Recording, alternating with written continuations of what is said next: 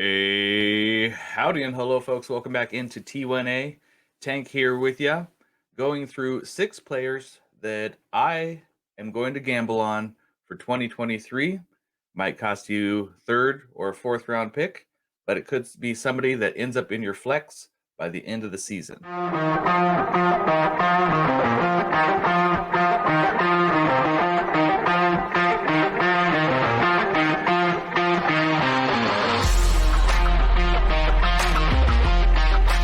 So back here with a new background, trying out some new stuff. 6 players today that I am willing to gamble on because I feel by the end of the season they will be a strong flex player for you. The first one should be no shocker, Rashid Shaheed. If you don't know my love for Rashid Shaheed, it starts all the way back at week 6 of 2022. Watching the Saints play and saw a guy bust off a 44-yard rush for a touchdown. It looked like nobody could touch him. It looks like he was the super fast kid at recess, and everybody's trying to reach out and grab him, and he's just so fast that he's just slipping right by everybody. Like, oh, this guy's interesting. So for my week 7 waiver wire show, I said to pick up Shaheed. You know, he was a player to watch, a player that, although being at a undrafted free agent, essentially just an undrafted rookie, he was able to come in and get some gadget plays. So next week, week 7, comes out, has a 53-yard reception for a touchdown. You calculate it out to fantasy points. That one play was worth 12 fantasy points.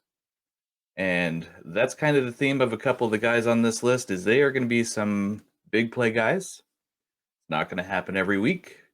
Their path to success is somewhat limited, but it's still there. So Shaheed ends up scoring 3 total touchdowns on the year, a 53-yarder, the 68-yarder, and the 44-yard rushing play. Big plays.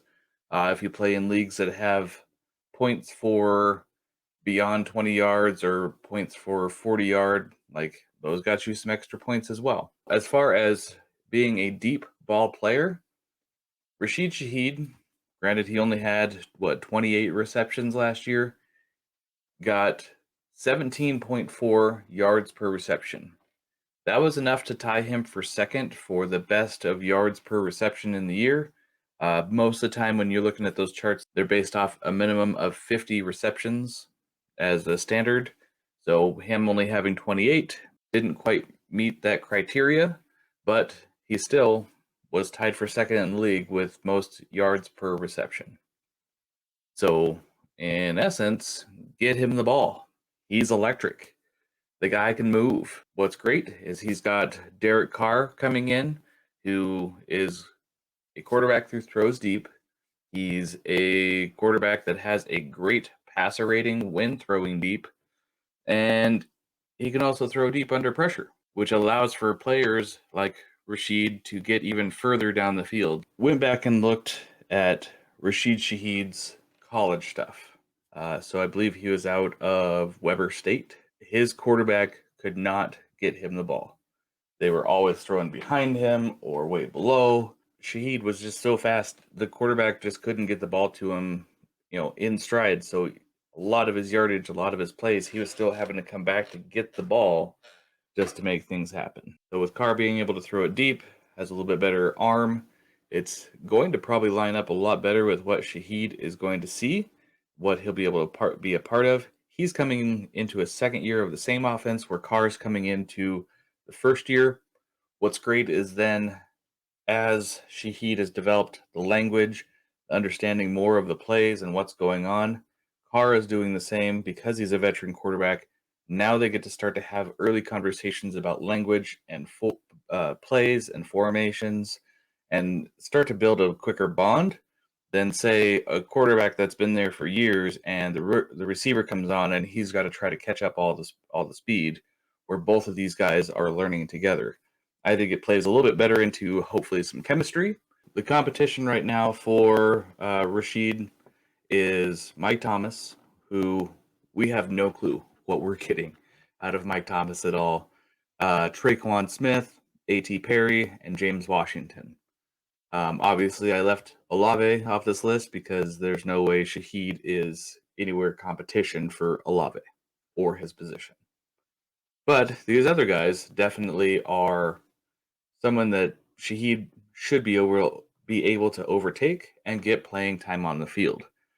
Mike Thomas being the biggest one. I think it comes down to what Mike Thomas's health will be and how much he's going to be playing on the field. Looking through most depth charts, looking through most roster stuff for the New Orleans Saints, Shaheed is already slotted in as the third wide receiver on the depth charts. Very likely, Mike Thomas goes out, misses time. That bumps him to 2, and we get to see a little bit more volume go Shaheed's way. What's also nice is Shaheed is a kick returner. In fact, that's why the Saints picked him up last year, setting an FCS record of 7 kick returns for touchdowns. It just shows that a player that does more things stays with the team. The longer they stay with the team, the more involved they get, especially in a franchise very much like New Orleans, where they love to grow people from within, love those success stories of, undrafted free agents that they help bring up. So this could be one of those guys that really sets himself apart because of opportunity that's there for this season. Most of Shaheed's work will probably come as like deep shot work, maybe a jet sweep like we saw last year, but now that the forward handoff is no longer available, it's going to actually be a jet toss because they'll actually have to pass it forward. He's going to get designed plays for him because he's a big play guy. They're going to take their shots here and there. So that is where some of his value is going to come. He's a guy that I'm loving to pick up in any best ball format right now. But for the most part, my expectations are tempered. I want to see him get a couple good deep shots, maybe score a couple more touchdowns, big plays, and then I'll start to look to see about building his value or hoping he gets more roster time. But until then, the other wide receivers all being in the system, there's a lot of guys that are very similar skill sets, size, builds, all of that stuff in New Orleans. You still have Kamara there. You still have 2 great running backs, Jamal Williams and Kendre Miller. There are some other talents there. A big sleeper, I think, that's going to get a lot of pass work is also Juwan Johnson. Showed a great red zone presence last year. Was able to convert quite a few touchdowns. So that's always something you're hoping for on upside as far as a tight end. My expectation for Rashid Shaheed right now is a gadget guy, kind of a wide receiver 5'6", hoping to get a couple big weeks or 2. But his ceiling could be much higher, especially with what happens or what does or does not happen with Mike Thomas. The Saints could put Rashid as the second wide receiver, which could be some decent volume. Again, this is a gamble. I'm willing to take a mid to late third and move it for Shaheed. Easily a 4th. I'm not paying more than a mid third to acquire him. I have him probably in way too many leagues, but he's one of those players that I think has a path, talent, and ability to be a much better player than what he's valued at right now. So, next up on the list, Kyle Phillips. Phillips is a 5th round pick, another one of my guys. He is coming off an injury, but it's a non-knee injury, but it did plague, he had, injuries that plagued his whole first season. A lot of it being hamstring. So something must have happened bad enough with the hamstring. Titans are like, shut him down, just put him on IR for the rest of the year. So what is great about Phillips? He is a route running slot that QBs love. Yes, he can take a 9 route to the house, and he can almost run, every route in the route tree. We just haven't got to really see it in the NFL. When he was at UCLA, he had DTR throwing him the ball, and it just looked like Phillips was on, a different level than most of the players, finding pockets, gaps, manipulating safeties, uh, just being able to do it all as a college wide receiver. And then we really got to see a spark of that in his first professional game. Came out first game last year, 6 receptions on 9 targets for 66 yards. And what's going to be great about Phillips being paired with Treylon Burks is they run 2 different route trees that complement each other very well. Phillips can run a lot of these short, intermediate routes, ins, outs. He can run a nice cross and a good slant. He's not the greatest at slants, but that's where Treylon excels, is the slants, the nines, the outs. So these guys will find a way to complement each other, as well as having Chig there, who's going to be another mismatch, being a great athletic tight end. It's going to work its way out that these guys probably end up being one of the more underrated passing attacks in the NFL. I definitely don't think it's going to be elite or great, but it's just going to be good and probably better than most people. And competition coming in for... So Kyle Phillips' competition right now is not Treylon Burks. That's not who he's competing with at all. But it's Westbrook Akine, Chris Moore, which just came over from Houston, and Racey McMath, which none of those guys really scare me as far as elite route running, great speed. Just they don't overwhelm me with any greatness of any type of receiving ability. So I think it's going to come down to, again, Phillips and Treylon Burks and Chig for a lot of the receiving work. We've already seen 9 targets from Tannehill in one game last year. That could be his baseline. Expecting 10 to 12 points a week. I could expect that. I could see that. And it works out great for a fantasy flex spot, especially if it's consistent. So where are targets coming from? Well, Robert Woods left the team. He's now a Texan. So he left behind, 91 targets of the offense last year. And that also included an offense that was Dobbs and Malik Willis throwing the ball. He is going to be on the team for more than one thing. He is also a punt returner. Last year, he had 12.4 yards per return, which landed him as 8th in the league for punt. Being a punt returner, it looks like he did a good job at returning. Just another thing to keep him on the team, which gives him opportunities to get on the field. Phillips should see targets. I won't be surprised for him to have, 5+ targets a game from game 1 if he's healthy and ready to go. I'm going to be starting him probably in like a multi-flex league where I'm rebuilding, but otherwise, he's a player I'm waiting to really kind of put in that deep flex spot once he's proven that he's going to get that target workload and share in a couple games. Once that happens, he should almost, like I said before, be a lock for like 10 to 12 points, 6 for 40, 6 for 60, and that type of workload. I doubt he's going to see much end zone work. It would be if he breaks one off. So his upside for touchdowns is pretty low on how I've been evaluating on him. We are spending, probably late third or, another one of these guys where we give a third and we get Kyle Phillips and a 4th back. And that's kind of where the value is sitting on him. And it's one of those guys that could go up. So if you're willing to gamble and think that Phillips could hit a much higher tier than wide receiver 4 or 5, this is the gamble to take. These are going to be guys on this list that we are looking to gamble on and essentially move later for a little bit more value. So we aren't trying to hold on to these guys all year long unless you really need a flex player. So a couple different caveats to get these guys all together on one list. Next up on our list, Michael Wilson. We've already seen his value jump just from the news of D-Hop leaving Arizona from like 4th, 5th round picks, some undrafted free agents.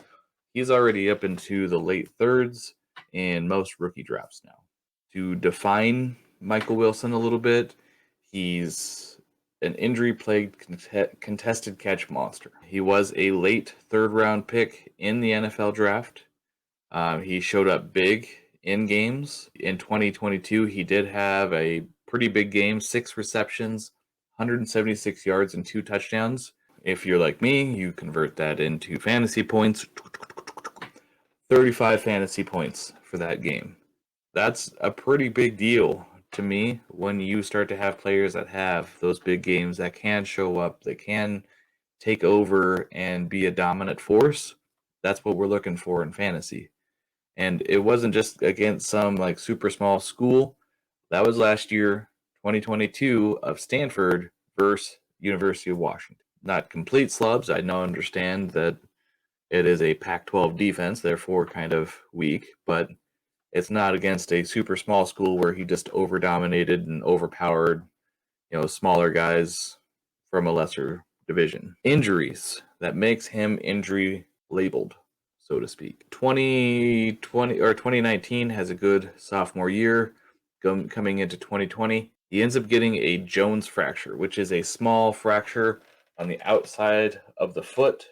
It's right by the joint, right in that foot area where you cut and plant, and so ends up needing a little bit of surgery.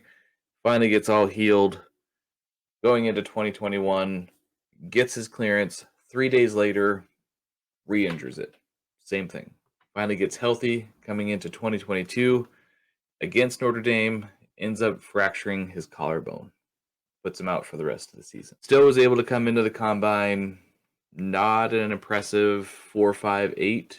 I remember watching the combine and just kind of giggling because you don't see many receivers coming out that has, a 4.55, 4.56 kind of speed and expect them to be good.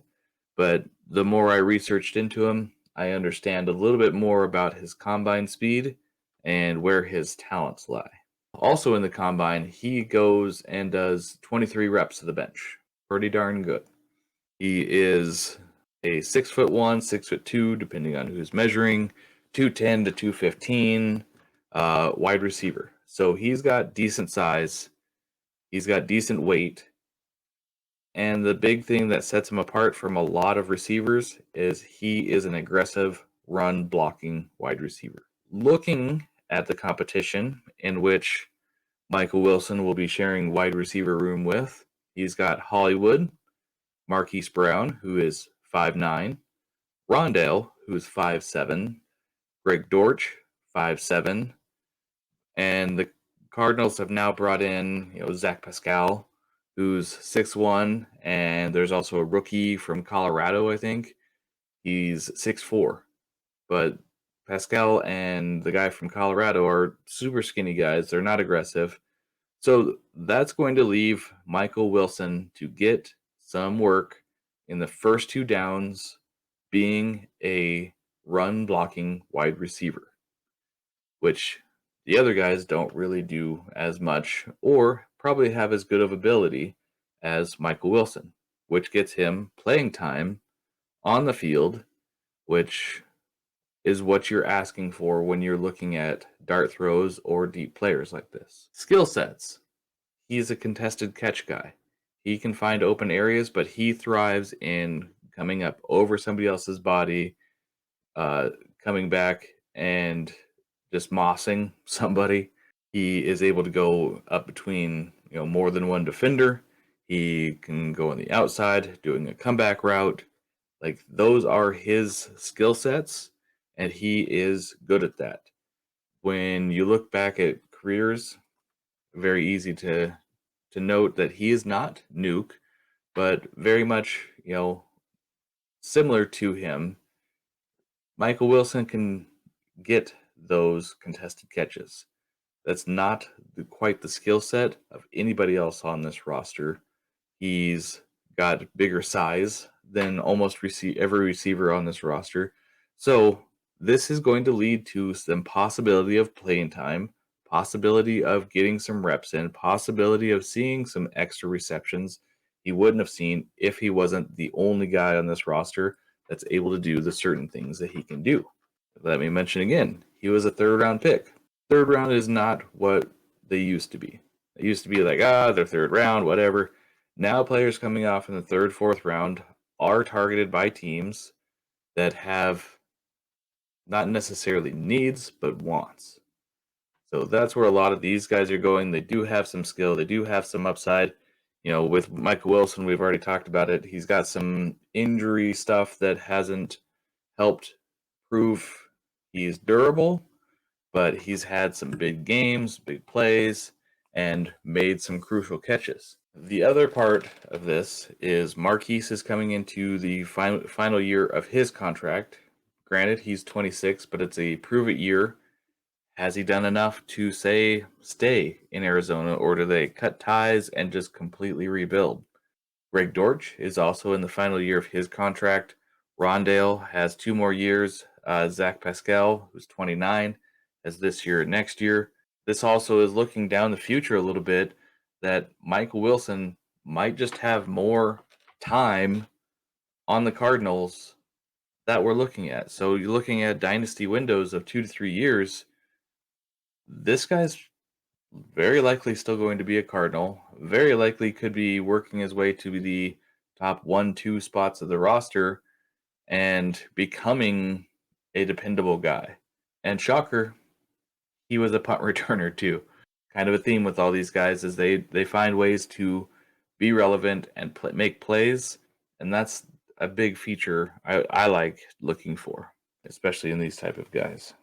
So given that he has 1 to 2 wide receivers to overcome to really have like a position of worth, there's a very good likelihood that he's going to be on the field more for early down rushing attempts, just early down first and second down work, between the 40s.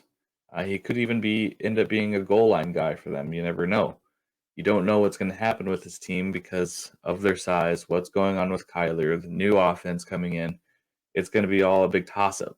This is a piece that I'm putting some money on and saying I think he's going to be a valuable piece of this, and he's going to continue to grow in the system that they're going to put forth, if it does well this year and grows into next year. This is why I'm saying put Michael Wilson on your list. So Wilson likely ends up a wide receiver 5, kind of category with the potential to catch on and really play a lot more as the season progresses, as most rookies do. But it's going to come down to possibly an injury for him to get anywhere significant playtime, as he's getting out there and getting work in more than likely with the first team reps because he can run block. I really think that he earns his way on to being a more valuable role mid and late season than where he is to start the season. So next guy on our list, Tyquan Thornton. He has glue trap for hands, which helps because he gets wildly targeted from his quarterback. They're up over his head, they're out to the far corner, they're at his feet. Out of all the highlights and all the plays that I've watched of his last year, the last one that I watched, he was doing like a 15-yard slant, and they finally hit him in the numbers. About time. I'm glad he got one good throw on the season. But we look at Tyquan here. He is a second-round pick. He ran a 4.28 40. That put him in the 100th percentile for 40 time. He had a 96th percentile for his speed score overall. He saw 5 red zone targets. He had 2 great games last year. He had a 21-point game and a 15-point. Obviously, those were great because he also scored touchdowns, and they were bigger plays. His competition right now is Devontae Parker, who's 30. Not necessarily a speed guy. He's got Juju, which we all know who and what Juju is. He's the slot guy, and he's still kind of nursing an injury, coming back from that. We've got Kayshon Boutte and Kendrick Bourne, which no one really takes away from what Tyquan does, which is big plays, speedster guy down the field. This is his role. he is the one for this offense. He is the only one I think on this list that doesn't have return duties, and I see that as a big nod from Belichick, wanting him fresh to have ready to have juice, so to speak, for the offense. So we've got a Bill O'Brien offense coming in, a little bit of changing the guard at the offensive coordinator here. The New England Patriots going back to Bill O'Brien. This isn't going to be the same offense that they put in with Tom Brady years ago. This is going to be a lot more like the 2021 Alabama type offense, which was, surprise, Mac Jones' offense. It also plays to Mac's strengths of short area targets, quicker 1-2 decisions, and relying a lot on the running game as well, which is great for Ramondre, great for Tyquan Thornton, great for the tight ends, and great for Mac Jones. It's not anything for me to boost Mac anywhere because we got to see it first. Definitely got to see it first. I really think this will play into Tyquan's skill sets as well. If you look back to that Alabama team, it was Jameson Williams and John Mechie, and Tyquan has got more of the skill set of what Jameson Williams was doing. No, don't put words in my mouth. I don't think Jameson and Tyquan are the same, but they have some similar skill sets, speed, deep route abilities and things. I think Tyquan takes quite a few leaps in his abilities in year 2, not just utilizing his speed, but becoming a little bit better route runner, better physicality. We have the off-season a lot of time with the trainers and everybody. It makes those guys grow stronger in ways that they weren't ready for rookie season coming in. They have an off-season to build with them and get diet plans and training and cardio and have a much better base of their body and workouts coming in. Doing that, having the quarterback knowing the system that's coming in, he's going to be able to coach a lot of these players through it. Some will pick up faster, some won't not. But I think given the fact that the Patriots spent a second on Tyquan, they have a plan for him to be involved somewhere. It's quite a bit of an expectation, but I expect at best, wide receiver 4 numbers for Tyquan. I love drafting him in best ball. He's another one of those guys. He's going to have a big play here and there, and it's going to make your week for drafting him. But normal dynasty, I'm looking more for just as a taxi guy right now, but really hoping that things kind of snowball and things progress, and he becomes a flex player pretty quick in the year. Looking more for that 3 receptions out of 5 targets, but it's 60, 70 yards. Those kind of plays are what I'm hoping to expect more for Tyquan. You guys were listening to us last year. You know that I was on Keontae Ingram.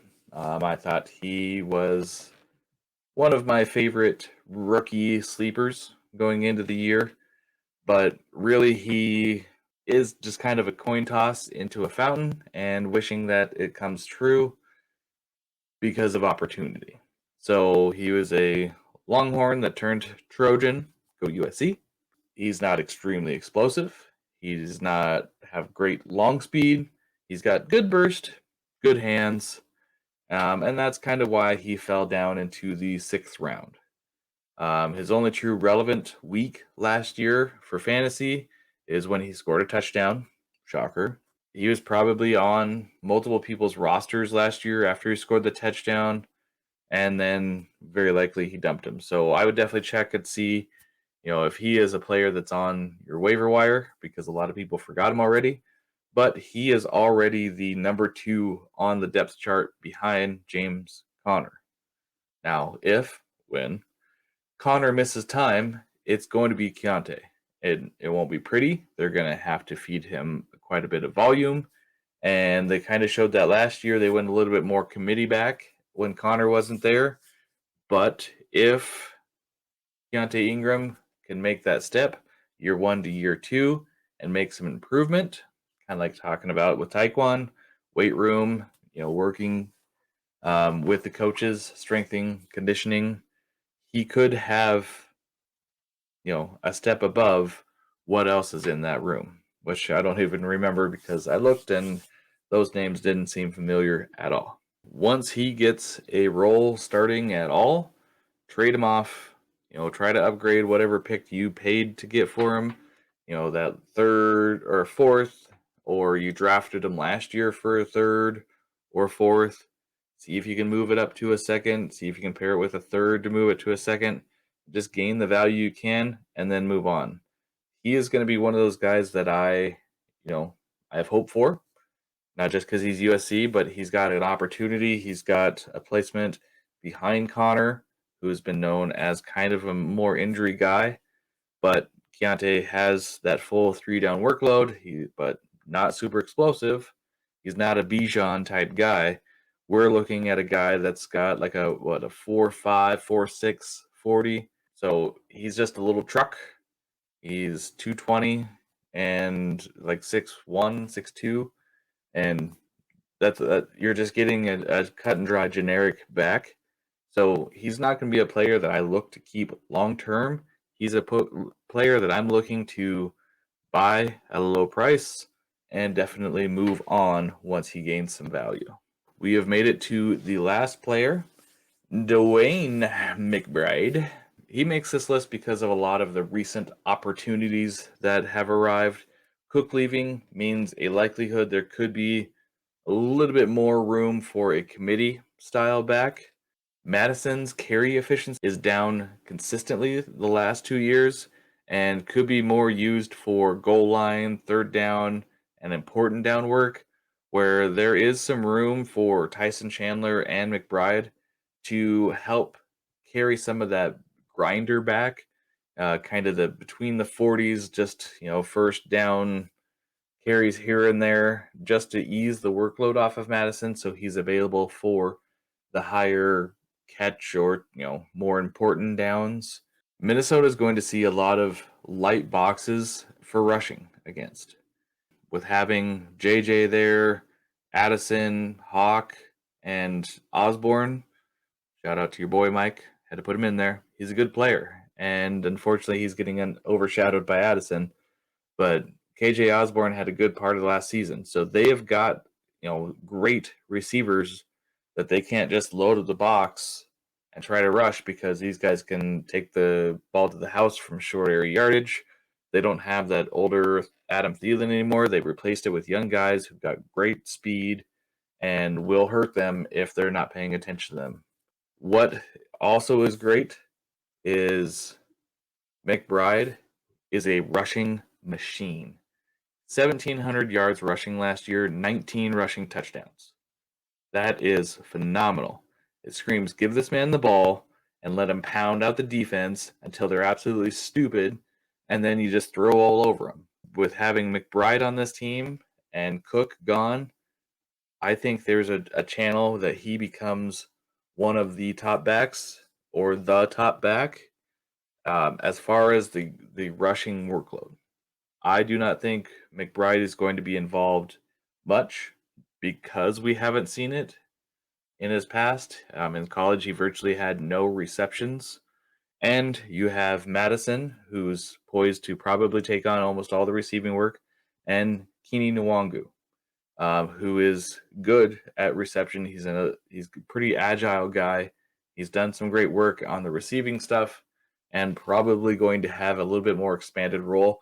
Thus why I think this becomes a little bit more committee than probably what the Madison owners are looking for. With McBride being a rookie, unless there's an injury, it's likely his playing time is going to be limited. So he's going to have to be highly efficient with his runs. He's going to have to show off his prowess that he has. You will likely have to pay a round higher than what somebody drafted him. If they draft him in the 5th, you'll probably have to pay a 4th. The 4th, they pay the 3rd. And this is a player that I would probably send a 3rd for, and just know that it's going to work out in some way, because he has great rushing ability. There's an opportunity on that team for a dominant rusher role and not necessarily needing them to have a receiving upside or ability. And this is just a player that has that skill set that could take over a team, especially in a standard or half PPR format. He's going to be pretty dominant, and he's a great goal line back. So if he can work his way into getting some goal line touches, I think that's the best path for McBride. I hope he's made it through that whole list because there are some great values to get on this list. Some guys that could have some potential value. I'm not saying go out and grab all of these.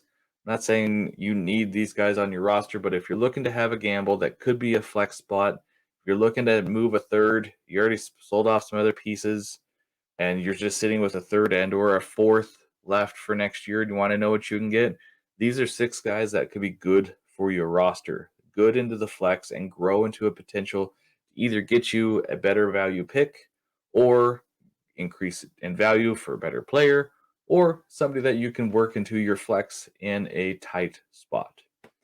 Well, that's all I've got today. Throw me a like if you enjoyed the video. Subscribe, click the notifications, and see what else we're doing. We've got 2 more of our best ball drafts, and just confirmed it with Mike that we will be doing our The Ones episode shortly. I hope you all have a great one.